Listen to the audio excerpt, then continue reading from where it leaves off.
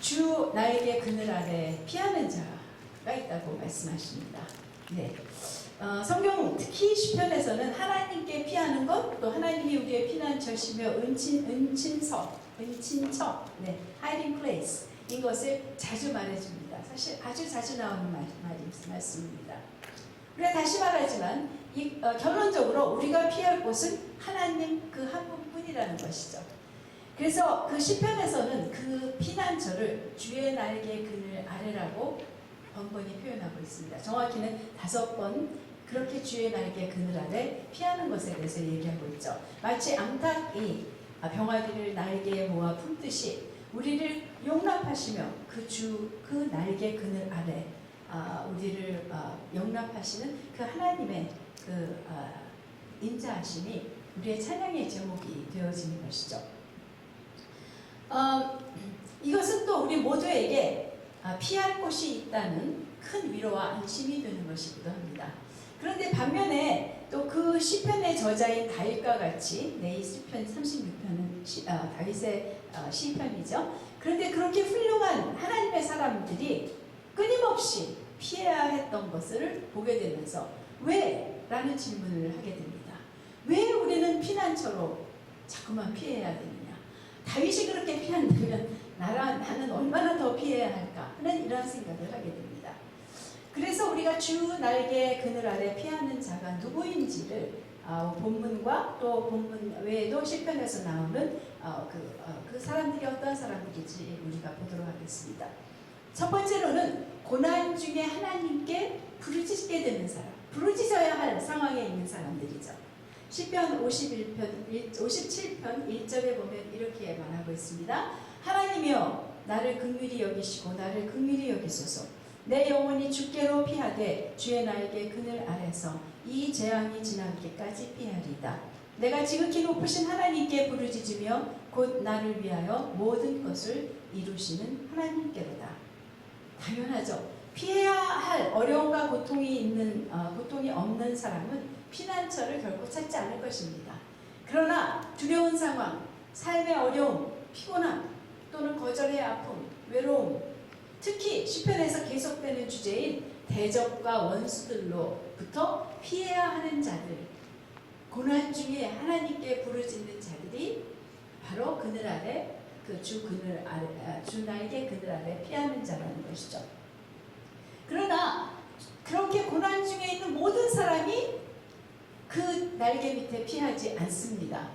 세상의 사람들은 물론이고, 그렇다면 그 시편, 우리가 읽은 본문의 시편 36편 7절에서 이렇게 말해주고 있는 것.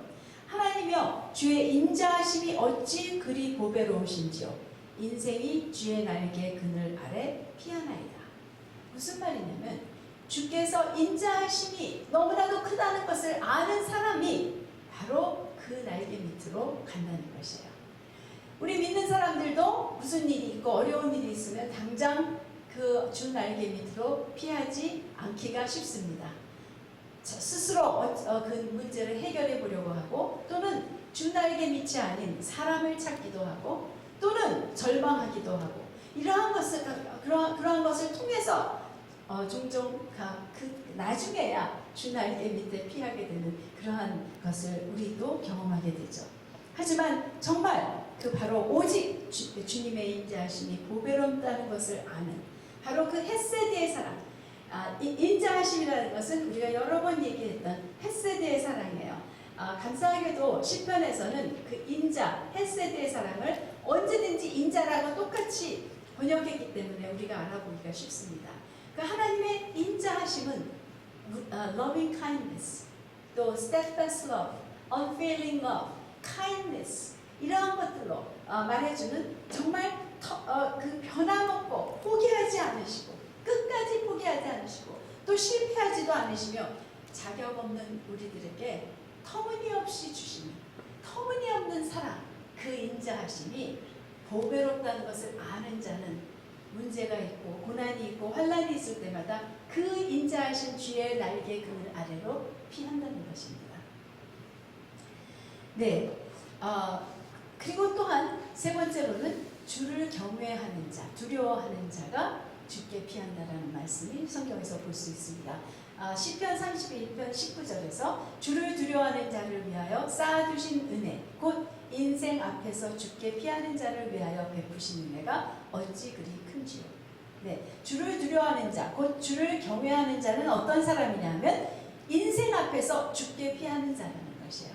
그것은 뭐 사람들에게 보이려고 한다는 뜻이 아니라 사람들에게 피하는 것이 아니라 하나님에게 피하는 자라는 것이에요. 하나님에게 피하는 자는 바로 하나님을 경외하기 때문이라는 것이에요.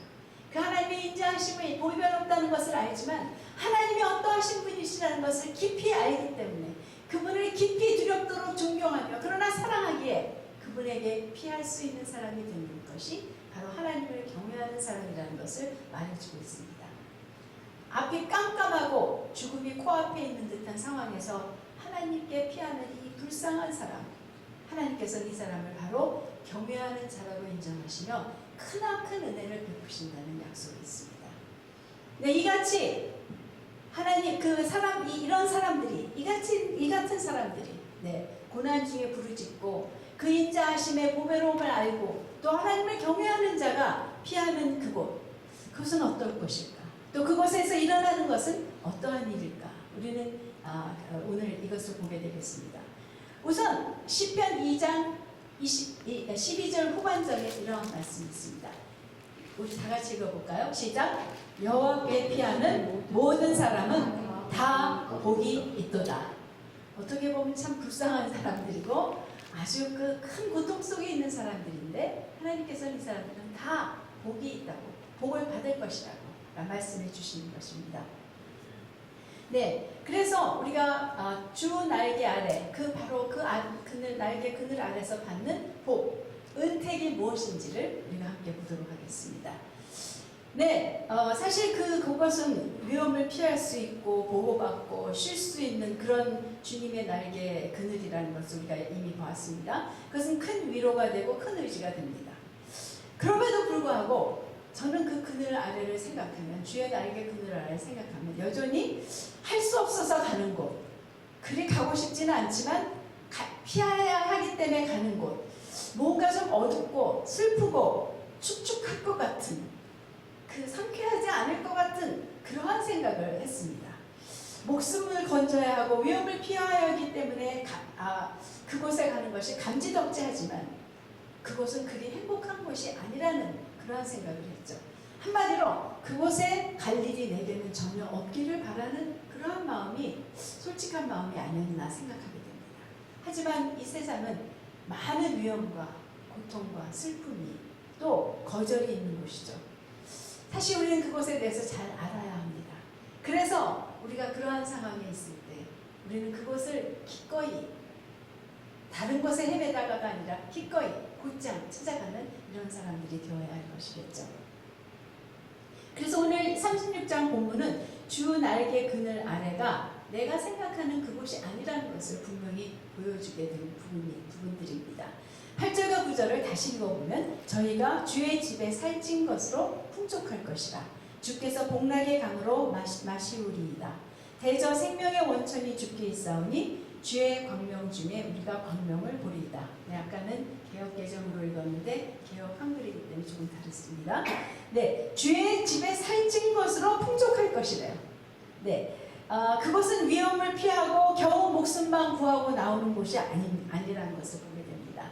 주의 집에 살찐 음식으로 마음껏 먹게 되는 것, 마치 귀빈을 위해서 준비한 것과 같은 풍족한 잔치상을 받게 되는 곳이라는 것이죠. 그런데 제가 주의 집에 살찐 것을 먹는 것, 바로 그것을 주의 날개 그늘 아래서 먹게 된다는 것을 보며 이상한 생각을 했어요. 주의 날개 아래였는데 어떻게 주의 집에 음식을 먹을까? 주의 집의 음식을 글로 날라다가 테이크아웃 푸드로 먹게 해주시는 걸까 생각했어요. 그런데 그것이 아니라는 것을 곧장 보여주셨습니다. 그 날개 아래가 바로 주의 집에 들어가는 길이며 문이라는 것이에요. 내가 그 날개 아래 피할 때 나는 곧장 그 주의 집으로 인도받아서 주님이 주시는 살찐 음식으로 만족하게 먹게 될 것이라는 그러한 것을 깨닫게 해주셨습니다. 그러면 그 살찐 것이란 무엇일까? 물론 맛있는 음식이겠죠, 먼저는. 네, 아버지의 집에는 좋은 음식들이 가득할 것입니다. 저도 아이들이 집에 오면, 지금도 아주 가끔 오지만, 언제 왔나 싶지만 오면, 이전에 학교 갔다가 오면 제일 먼저 하는 것이 집안에 좋은 음식으로, 맛있는 음식으로, 그 아이들이 좋아하는 음식으로 가득 채우는 것이에요. 저의 신조는 집에는 맛있는 음식이 있어야 한다. 아이들이 없으니까 잘 안 해요. 좀 그런 그 신조가 없어지는 것 같습니다. 그리고 예수님도 제자들과 있을 때 항상 많은 경우에 함께 먹이시고 제자들을 먹이시는 그런 것을 보죠. 그래서 하나님의 집에는 맛있는 좋은 음식들이 풍족하게 있고 우리는 그것을 살찌게 먹을 것을 바로 그 주의 날개 그늘 아래서 이미 경험하게 된 것입니다. 그러나 하나님의 집에 기름진 것은 그 고작 음식뿐만이 아니라, 고작이 아니겠죠, 대단한 음식이겠죠, 그 음식뿐만이 아니라 그 집 주인이신 하나님으로부터 흘러나오는 모든 좋은 것, 쉼. 네, 우리가 아까 주 날개 밑에서 평안히 쉬리라 라는 찬양을 했습니다. 쉼, 평강, 위로, 기쁨, 과 같은 그 영을 위한 살찐 양식들을 만족스럽게 먹게 되는 것입니다. 무엇보다도 이전에 경험하지 못했던 그 인자하심, 이미 우리가 인자하심을 알고 그 인자하심이 보배롭다는 것을 알며 그곳에 갔지만 그것보다 내가 알고 있던 그 인자하심보다 너무나도 더 크고 온전한 인자하심을 더욱더 알게 되는 그 풍성함을 만끽하는 그러한 곳, 진정한 만족이 있고 진정한 행복이 있는 그러한 곳이라는 것을 보게 되는 것이죠. 두 번째로는 그 당신의 기쁨의 강, River of Delight, 기쁨의 강이 있다는 것이에요. 우리가 천국에 가면 우리도 분명히 보게 될 것이에요. 그 기쁨의 강에서 그 강수를 마실 때 우리에게는 정말 끊임없는 진정한 기쁨의 기쁨이 항상 넘치게 되는, 항상 기뻐하라, 참 할 수 없는 그 일을 천국에서는 반드시 하게 되는 그러한 일이 있겠죠. 바로 그 주의 날개 그늘 아래 피한 자에게는 이 참된 음료, 기쁨의 강물을 마시게 하신대요. 세상의 기쁨과는 비교할 수 없는 하나님의 기쁨을 경험하는 것이죠. 그 기쁨은 하나님의 기쁨이에요. 어떤 상황이나 또 무엇에 따라서가 아니라 하나님 안에 근본적으로 있는 그 기쁨이 우리의 기쁨이 된다는 것입니다. 아마도 그분과의 사랑의 교제, 그곳에서 그 주의 집에서 사랑의 교제에서 오는 완전하고 영원한 기쁨을 우리가 경험하게 되는 것이겠죠. 네, 주 날개 그늘 아래서는 그 기쁨을 잠시 누릴 것이고 맛보게 될 것입니다. 그러나 다시 말씀드리지만 우리는 영원히 그 기쁨의 강물을 마시게 될 그날이 있죠. 솟아나는 기쁨, 변하지도 않고 속이지도 않는, 속임도 없는 정말 진정한 기쁨 가운데 영원히 살게 될 것입니다. 그날의 오늘의 우리를 기억한다면 지금 우리가 기뻐하는 그것들 얼마나 작고 얼마나 사소하고 순간적, 패리한 것, 아주 잠깐인 것, 거짓된 것, 허망하기까지 한 것인 것을 알게 되지 않을까요? 그리고 그날에는 정말 항상 기뻐할 수 있는 그 소망이 우리에게 있게 되는 것입니다. 자, 여기서 우리 일단 두 가지를 볼 때 벌써 결국 그 주 날개 그늘 아래 피하여 있을 때 주의 집에 살찐 것과 주의 복락의 강물을 마시며 영원히 살게 될 천국의 삶을 맛보게 된다는 것을 우리가 알게 되는 것입니다. 네, 그 어렴풋이 알고 있었던 인자하심, 그 주의 보배로운 인자하심을 그것에서 조금이라도 더 참된 것으로 맛보게 되는 것이 바로 주의 날개 그늘 밑이라는 것이죠. 시편 34편 8절에 이러한 말씀이 있습니다. 너희는 여호와의 선하심을 맛보아 알지어다. 그에게 피하는 자는 복이 있도다. 네, 그에게 피하는 자는 여호와의 선하심. 그 시편을 보면 여호와의 선하심이 주의 인자하심이라는 그러한 것을 말해주는 부분들이 많이 있습니다. 주의 선하심, 곧 그의 인자하심을 맛보게 되는 것이라는 것이에요. 과연 큰 복이지 않습니까?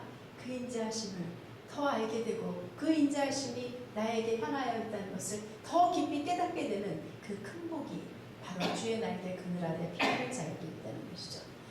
이제 세 번째로 조금 다른 부분을 보게 되는데요. 9절의 말씀입니다. 다시 한번 같이 읽겠습니다. 시작! 대저 생명의 원천이 주께 있사오니 주의 광명 중에 우리가 광명을 보리이다.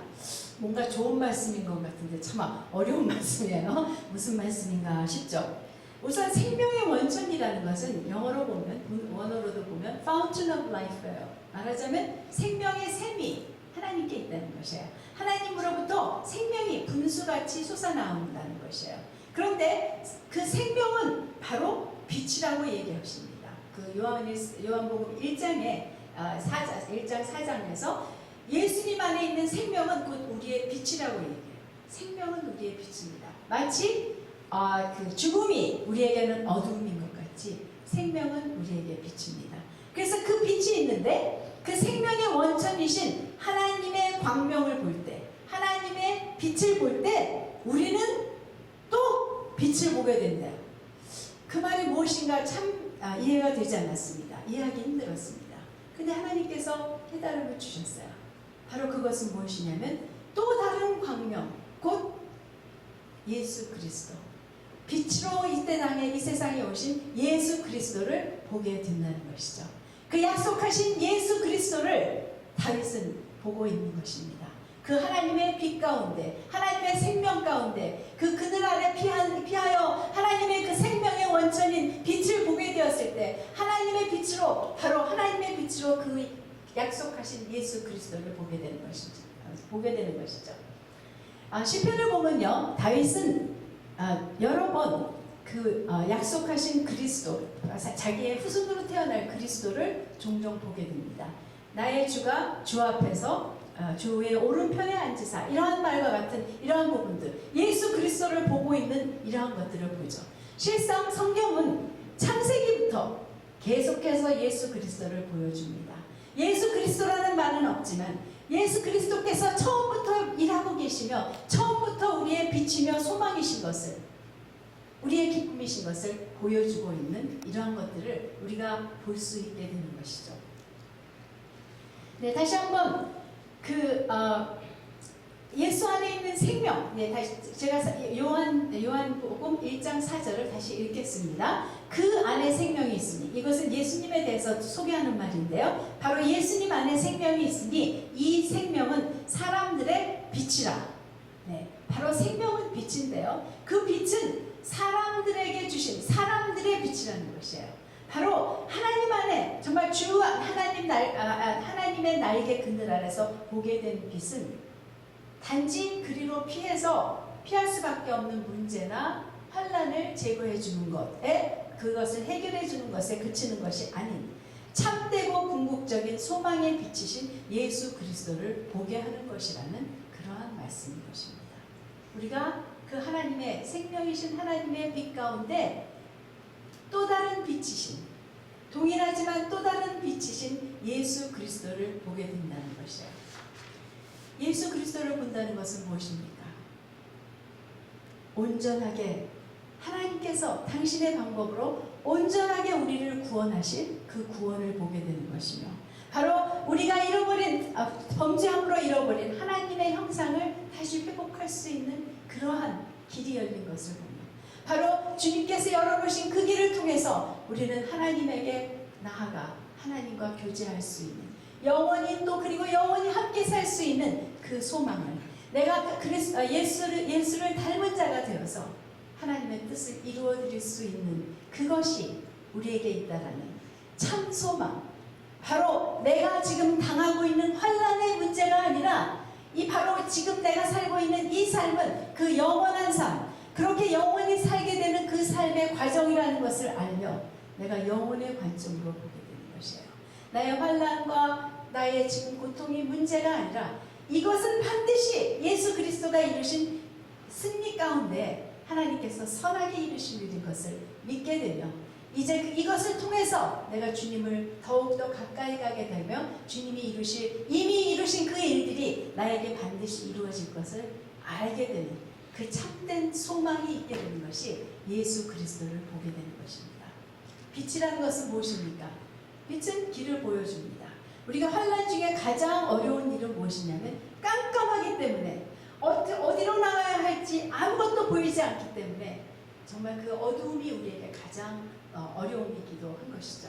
그러나 그 빛 가운데 예수님을 볼 때 우리는 지금의 나에 있는 지금의 상황이 아니라 영원한 미래를 보는, 그 영원한 미래에 대한 진정한 소원을 갖게 되는, 소망을 갖게 되는.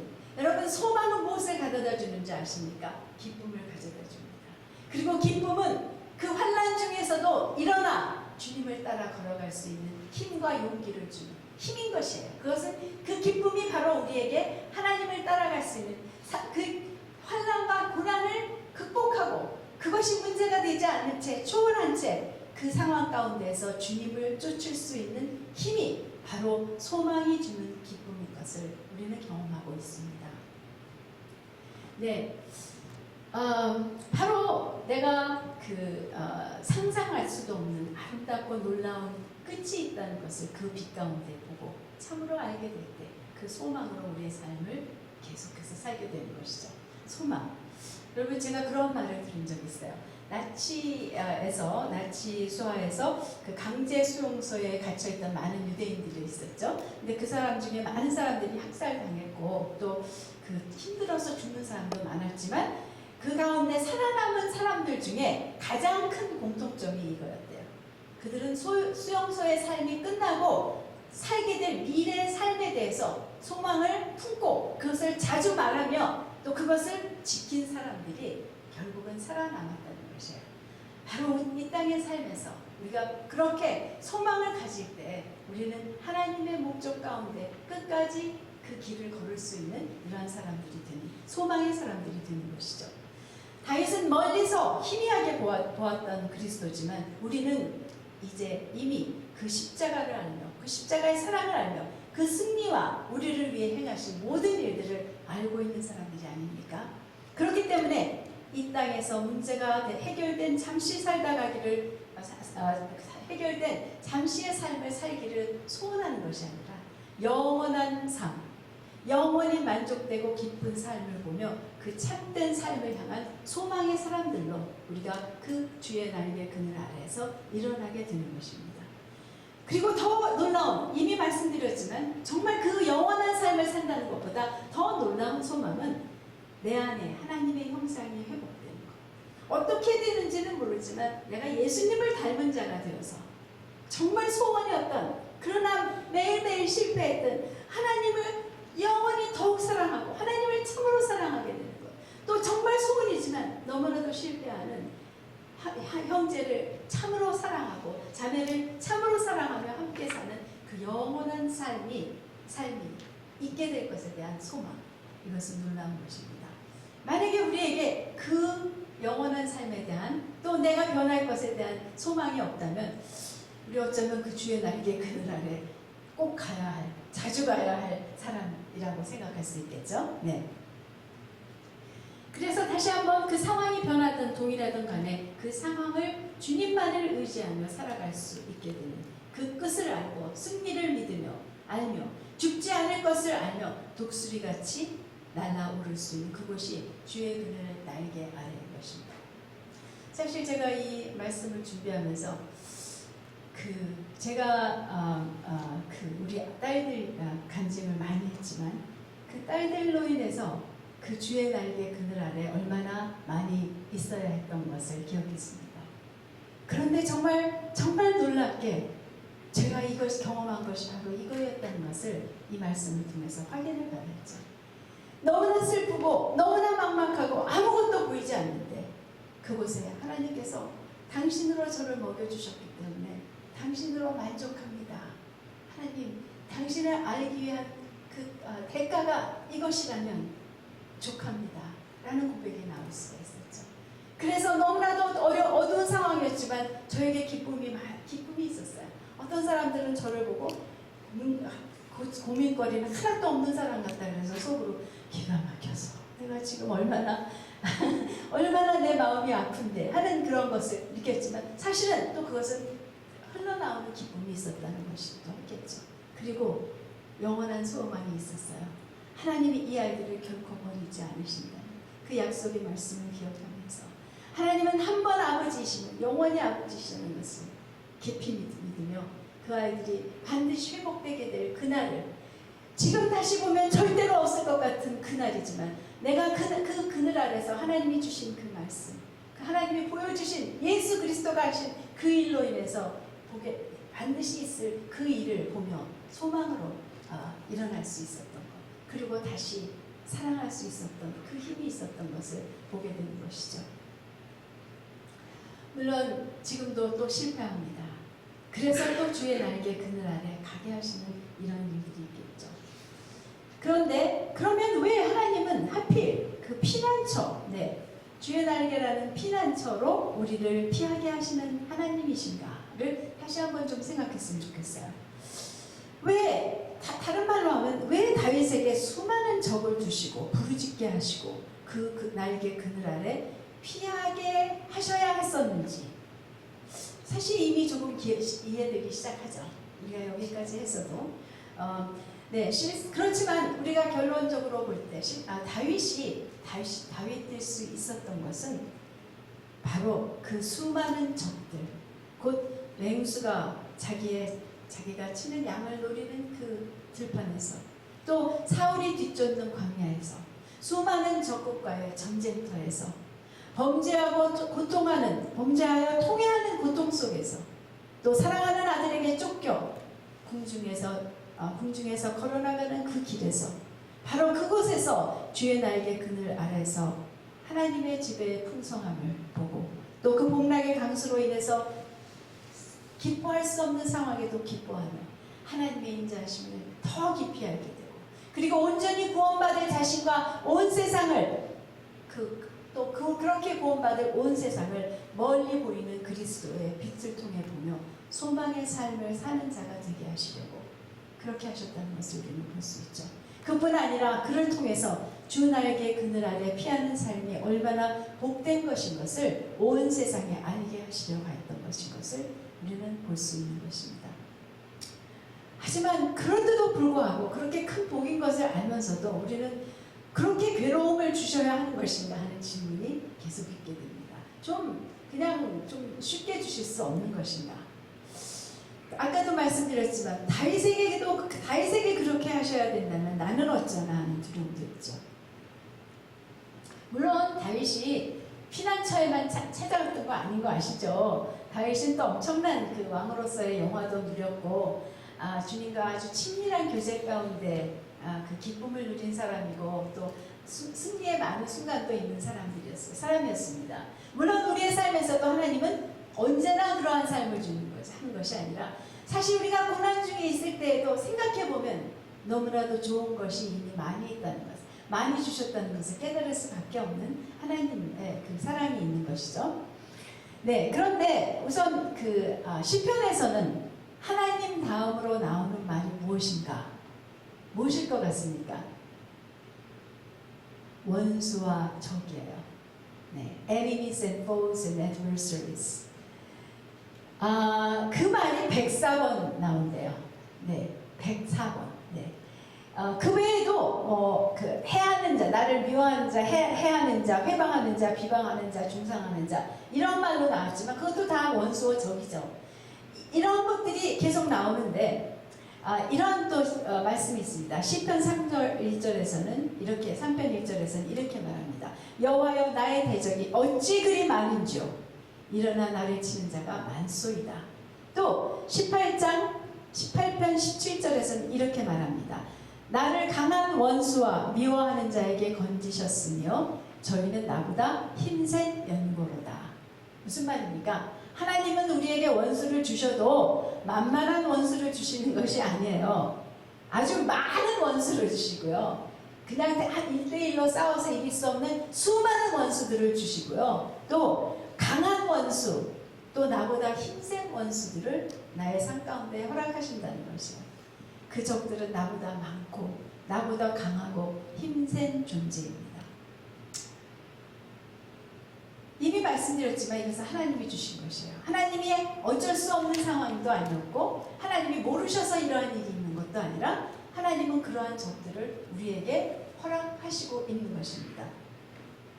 구약에서는 수많은 그 육신적인 대적과 원수들이 있었죠. 진짜 원수들이 있었습니다. 그 당신의 백성들에게 허락하셨습니다. 그러나 그리스도가 오셔서 십자가에 죽으시고 죽음을 이기고 부활하신 후에도, 대적을 다 이기신 후에도 이 세상에서 여전히 원수 사단이가 여전히 활동하도록 허락하신 것도 또한 하나님의 일이라는 것이에요. 우리의 삶에 대적이 필요하다는 것이에요. 원수가 있어야 한다는 것이에요. 왜냐하면 자신이 이길 수 없고 많고 강하고 힘센 원수로부터 피해야 하는 상황을 주셔서 바로 그 피할 수 있는 유일하신 하나님에게 오도록 하기 위해서, 오늘 우리가 찬양했죠. 주께 가까이 하게 해달라고. 가사 어떻게 되죠? 날 이끄소서. 네, 주께 나를 가까이 있게 해달라고는 그 draw me near. 네, 그것은 무엇입니까? 하나님은 종종 어떻게 하시냐면 우리의 삶에 원수를 허락하셔서, 원수가 우리를 괴롭히는 일을 허락하셔서 우리가 그 고통과 그 두려움 가운데 주의 날개 밑에 피하게 하시는 것이에요. 왜요? 그냥 왜 그렇게 두시나요? 왜냐하면 인간은 타락한 성품으로는 스스로 살기 원하고 하나님의 마음을 두기 싫어하고 하나님을 찾고 교제하기를 원치 않습니다. 그렇기 때문에 하나님은 우리가 그렇게 하나님을 찾지 않고 그저 구원받은 것으로 만족하고 살을 때에는 하나님이 우리 안에 하고자 하신 그 많은 선한 일을 하실 수가 없는 것이에요. 우리 안에 있는 타락한 성품을 하나님의 성품으로 고쳐주실 수가 없는 것이에요. 그렇기 때문에 하나님이 우리를 당신에게로 부르시는 방법으로 우리에게 대적을 두시고 대적을 허락하셨다는 것을 보게 되는 것이죠. 참으로 하나님을 더 가까이 하여 더 알게 되고 그를 닮아가는 곳이 바로 그곳인 것입니다. 그리고 이렇게 하나님을 닮고 변화받은, 또 하나님의 형상을 갖게 되는 주님을 닮은 당신의 백성들을 통해 온 땅의 사람들이 하나님에게 돌아올 수 있게 하는 것이 하나님의 또한 그 방법인 것이죠. 네, 시편 118편을 잠깐 보겠는데요. 그 시편 118편은 다윗이 저자라고 밝히지는 않았지만 아마도 읽어갈 때 107편으로 시작되는 다윗의 찬송시의 연결이라고 볼 수밖에 없는 시편이고 다윗의 언어들이 많이 보이는 것입니다. 또 다윗은 이때에도 벌떼 같은 열방의 대적들에게 둘러싸여 있는 상황이에요. 근데 그 상황 가운데 다윗이 결정합니다. 8절에서 9절까지, 시편 118편 8절에서 9절까지 같이 읽겠습니다. 시작! 여호와께 피함이 사람을 신뢰함보다 나으며 여호와께 피함이 방백들을 신뢰함보다 낫도다. 여기서는 신뢰함이라고 되어 있지만 그 개정에서는 사실은 잘 번역하고 있어요. 하나님께 피하는 것이 낫도다 이렇게 하고 있습니다. It is better to take refuge in the Lord. 네, 내가 하나님께 피하는, 내가 바로 여호와께 피함이 사람을 신뢰하는 것, 피함이 신뢰함보다 바로 피하는 것보다 낫다 이런 말씀이죠. 그래서 바로 그렇게 정하고 하나님께 피했을 것입니다.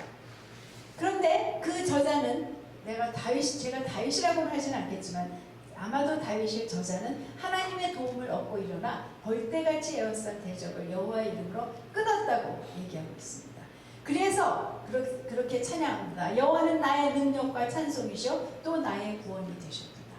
그 하나님의 능력과 찬송할 분이신 것과 구원이 되신 것을 다 분명히 알게 되고 그것을 찬양하는 것입니다. 물론 이런 시편은 아주 흔히 보게 됩니다. 아주 많이 있죠. 이런 상황은.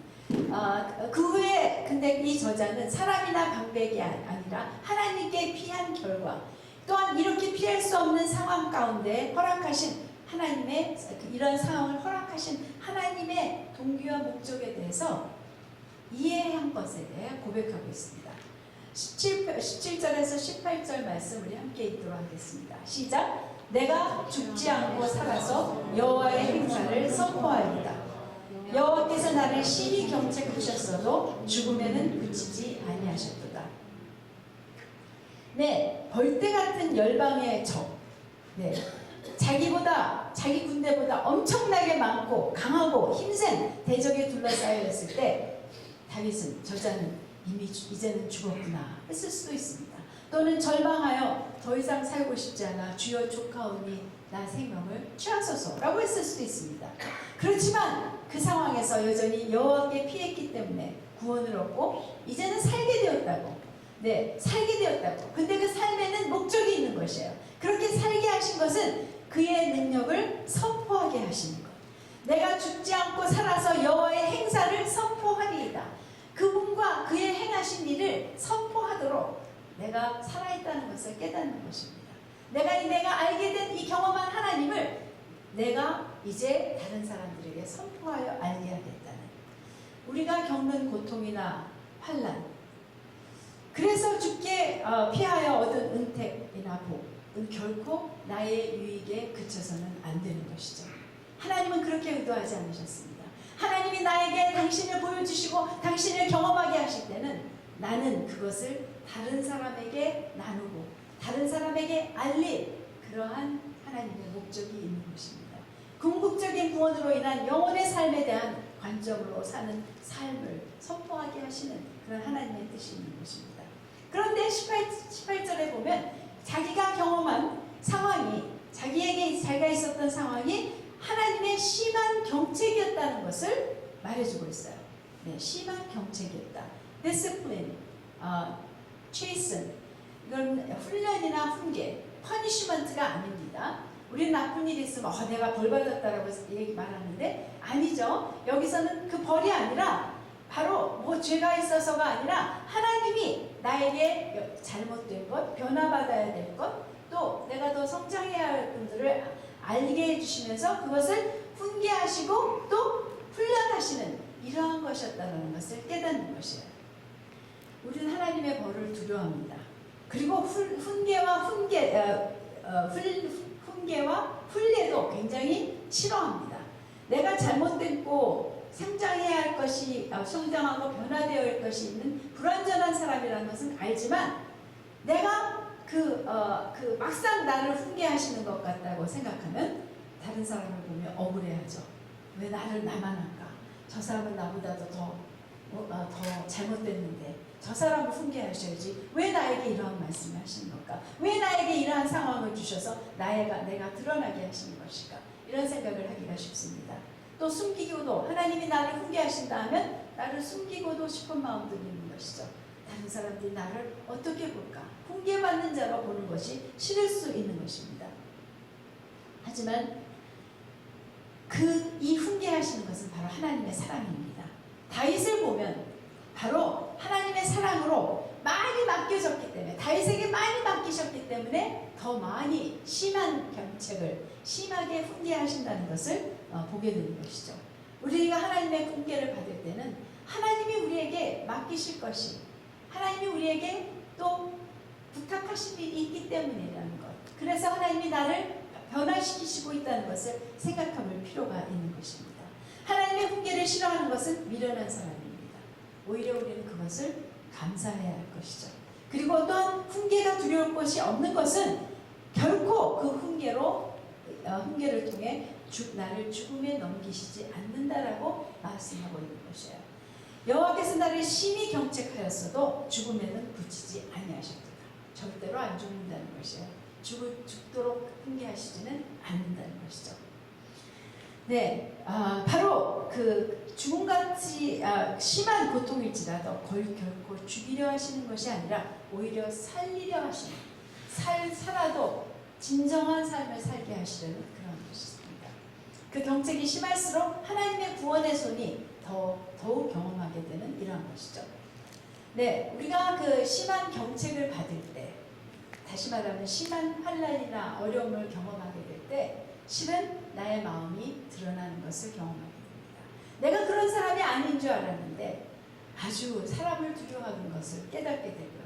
또 내가 그렇지 않다고 생각했는데 내 안에는 세상을 사랑하는 마음이 너무 많이 있고 나의 길을 절대로 버리고 싶지 않고 내가 나를 부인하고 싶지 않은 어떤 부분, 버리고 싶지 않은 어떤 부분이 너무나 강하게 있다는 것을, 이러한 것을 보게 되는 것이죠.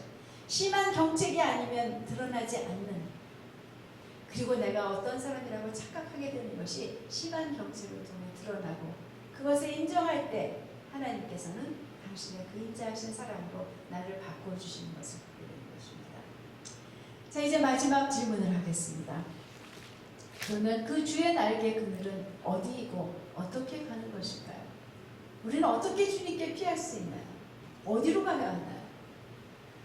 네, 그것은 장소나 시간의 문제가 아니라 바로 주님의 임재 가운데 있을 때 내가 그 주님의 임재 가운데로 어디서든지 주님의 임재 가운데 들어가며 주님의 날개 아래 들어가는 것을 내가 인정할 때 날개 그늘 아래로 들어가는 것을 인정할 때 우리는 하나님이 이렇게 예비하신 이 모든 은택을 받을 수 있다는 것이에요. 사실 그 주 날개 아래서 영원히 살리라 하는 그 찬양이 있죠. 저는 그것이 잘못된 찬양이라고 처음에는 생각했어요. 그늘은 피신자이기 때문에 하나님이 지나가면 빨리 나와서 살아야지. 그것이 아니더라고요. 우리는 계속 그곳에 또 찾아가고 쫓아가고 또 어떤 상황에서 바로 그 그늘 아래서 하나님과 하나님의 그 사랑 안에서 하나님이 주시는 그 기쁨 안에서 하나님이 일으키시는 그 일으키신 가운데 내가 그 환난과 고통을 주님을 따라 나갈 수 있는 곳이 바로 주의 날개 그늘 아래라는 것을 보게 됩니다. 사실 우리가 환난과 그런 고통이 없을 때에도 이 세상이 광야 같은 세상, 얼마나 혼돈스러운 세상인 것을 깨달을 때는 나는 심령이 가난한 자로 언제든 그 주 날개 그늘 아래서 살 수 있는 사람이 되는 것이죠.